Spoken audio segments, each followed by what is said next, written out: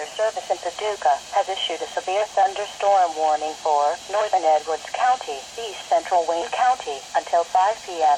At 4:28 p.m., radar indicated a severe thunderstorm capable of producing quarter-size hail and damaging winds in excess of 60 miles an hour. This storm was located 6 miles west of West Salem, or 10 miles north of Albion. This storm was nearly stationary.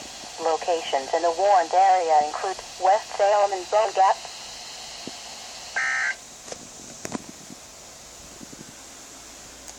You are listening to NOAA Weather. Alright, first alert off the WR120. That was a very short one.